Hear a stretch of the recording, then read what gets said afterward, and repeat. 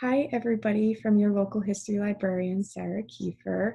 I'm here today to give a brief tutorial on the database newspapers.com, which has the Ridgewood News digitized on it from 1891 to present day. I'll be offering classes later on this fall of 2020, but I want to put together the brief tutorial to get you started and to get you familiar with the database.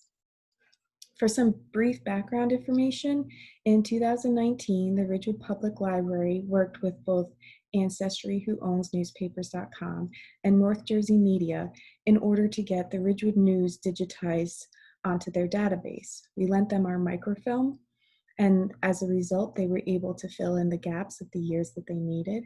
And now on newspapers.com, you can search the Ridgewood News. The even bigger benefit is Ridgewood residents now have access to the Ridgewood News from 1891 to the present day. We do have remote access for Ridgewood residents, and if you do want that information, again, just email me at skiefer@ridgewoodlibrary.org or the reference desk at ask@ridgewoodlibrary.org, or use our chat feature on the homepage. When we do resume on-site activities, anybody at the library using the reference PCs or the Bolger Heritage Center PCs will be able to search the Ridgewood News on newspapers.com. So in the meantime, with the remote access, I want to show you how to get to that information and how to get started. So I'm going to share my screen real quick and apologize for the lag time. Let it just load. And this is the Ridgewood Library homepage. When you scroll down, you'll see we have our online resources listed here. We will keep you notified as the library does open on site of what's available still remotely and what's available only on site. So in the meantime, all of our remote services are listed here, which includes newspapers.com. So when you click on that and you access newspapers.com, you're going to need the login information. So once you put in the login details, once we've given it to you, you'll come to this page and you'll just click on the logo for newspapers.com, and that'll bring you directly to the database. And I want to show you the various ways that you can search the database to find the information you're looking for. I'm going to start with the browse feature on the top left here.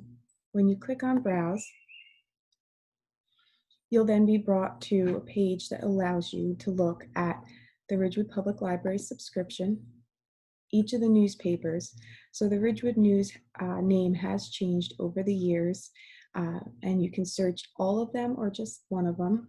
So if I click on Ridgewood News there and click on 1973, and then you can click on the month and the date.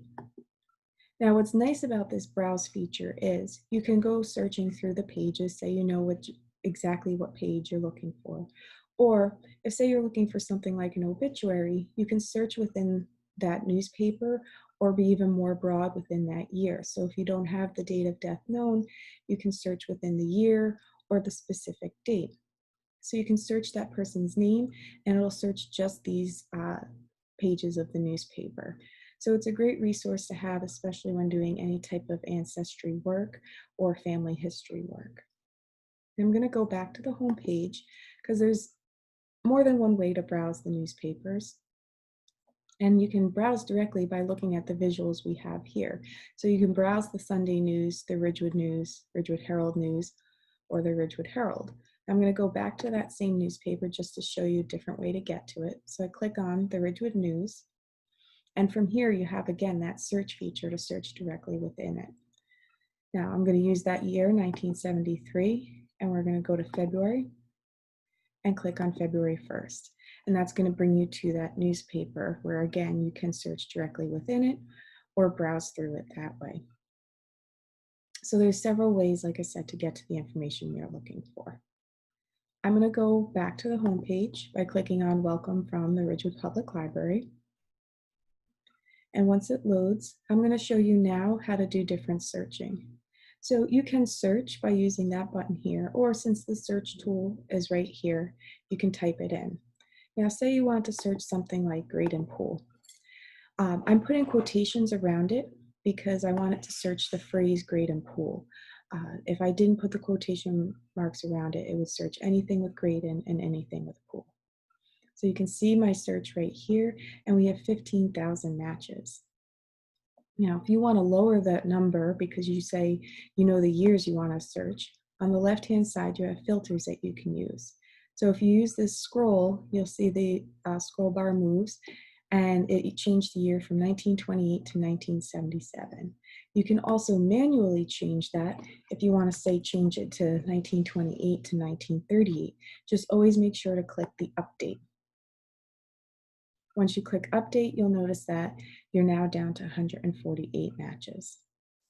So I'm going to go into this specific search to show you your search term is always going to be highlighted. So as you can see throughout the newspaper, grade and pool is highlighted. On the right-hand side are some tools that you might want to take advantage of. The plus will make the font bigger. The minus will make it even smaller. You can change the contrast. So say this paper is a little too dark, you can always lighten it or darken it and then reset it to go back. So you'll notice that some of the papers are a little darker or lighter than the others, and you can use that tool to help make it more clear for you. You can also rotate the image if it is in a different direction, and you can make it full screen. The other features I want to show you are at the top here. So you can search within this page itself. I mean, you already did your search, but if you want to narrow it down even further, you can also click, print, save, or share the article. Each of these features allows you to be able to save the document in whatever format works best for you. So when you click on print save, you're able to either save it as a JPEG or a PDF.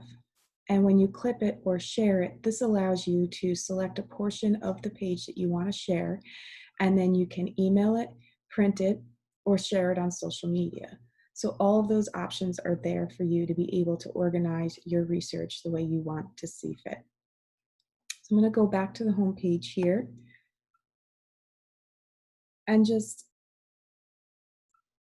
show you the other way to search.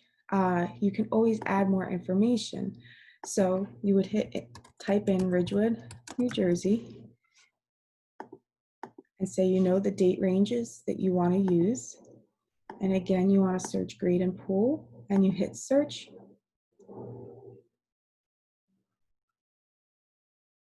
And then your results will be listed here. So there's various ways to do searching, whether it's through the browse feature and searching within, or using those search features. Whatever works best for you as a researcher is the way that you should navigate the site. But again, if you have any questions, here's my contact information, and you can email me directly, and we can set up a one-on-one to give you a more in-depth tutorial. And if you want access to newspapers.com as a Ridgewood resident, feel free to email me or the reference desk.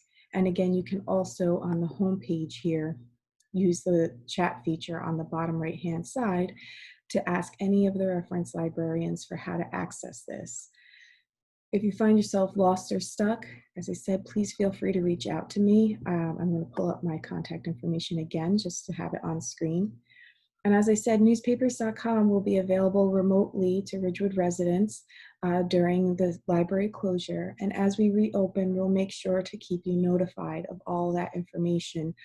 And once we are reopened, again, anybody that has access to the on-site materials will have access to the Ridgewood news on newspapers.com. So thank you for sitting through the tutorial. I hope you have a nice day, and please stay safe and healthy.